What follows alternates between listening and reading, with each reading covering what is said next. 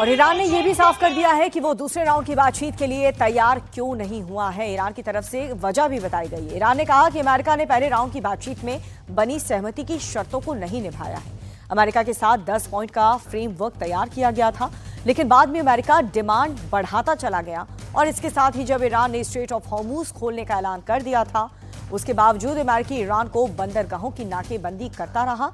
और ईरान अब ये कह रहा है कि जब तक अमेरिका अपनी ये नाकेबंदी नहीं हटाएगा, जब तक उसके सैनिक पीछे नहीं हटेंगे, तब तक बातचीत दूसरे दौर की बहुत मुश्किल है। अब ईरान ने पाकिस्तान की कोशिशों को झटका देते हुए साफ कह दिया है कि अमेरिका के साथ दूसरे राउंड की बातचीत के लिए किसी डेलीगेशन को नहीं भेजेंगे। ईरानी स्टेट मीडिया के मुताबिक पाकिस्तान में ईरानी डेलीगेशन की सुरक्षा को लेकर गारंटी नहीं है। साथ ही ईरान की सरकार को पाकिस्तान पर भरोसा नहीं है, जो बातचीत के लिए सबसे अहम चीज है। ईरानी मीडिया का यह बयान पाकिस्तान के लिए एक बड़ा झटका है, जो खुद को वेस्ट एशिया का बड़ा प्लेयर साबित करने की कोशिश कर रहा था। ईरानी अधिकारियों का मानना है कि पाकिस्तान के सैनिक नेतृत्व, खास तौर पर आसिम मुनीर का झुकाव अमेरिका की ओर ज्यादा है। तेहरान को डर है कि पाकिस्तान एक निष्पक्ष मध्यस्थ के बजाय अमेरिका के हितों को बढ़ावा दे सकता है। ईरान ने चिंता जताई है कि पाकिस्तान में होने वाली वार्ताओं के दौरान संवेदनशील खुफिया जानकारी अमेरिका को दी जा सकती है और साथ ही ईरानी प्रतिनिधियों की सुरक्षा को लेकर भी संदेह व्यक्त किए गए हैं। तो अमेरिका के साथ से बातचीत के लिए डेलीगेशन नहीं भेजेगा, ईरान ने यह साफ कहा है।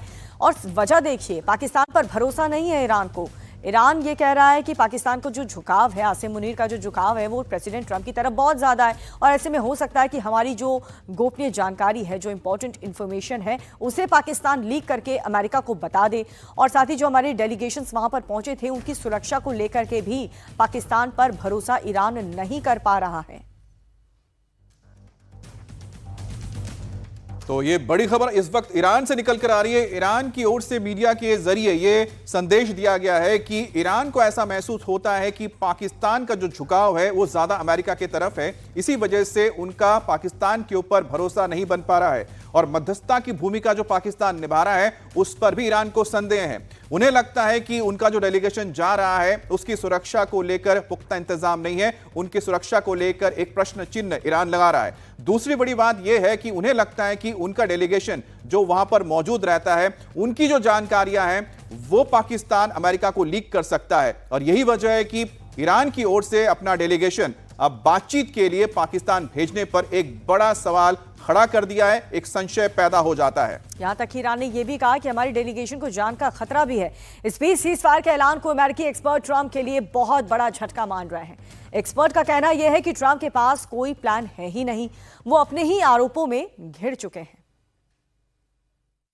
I think the main issue here is that the two sides departed Islamabad, days ago without a firm date and time set for the next round of talks. So they left it somewhat open on the calendar.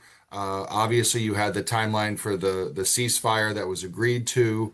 I think some of the steps taken in the interim since then, certainly with the United States now issuing a blockade of Iranian ships coming out of the Strait of Hormuz, is seen by Iran as escalatory and certainly in violation of at least the spirit of the ceasefire that was agreed to in Islamabad.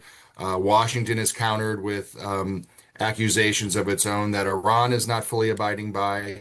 So I think at the macro level, you have some issues that remain unresolved.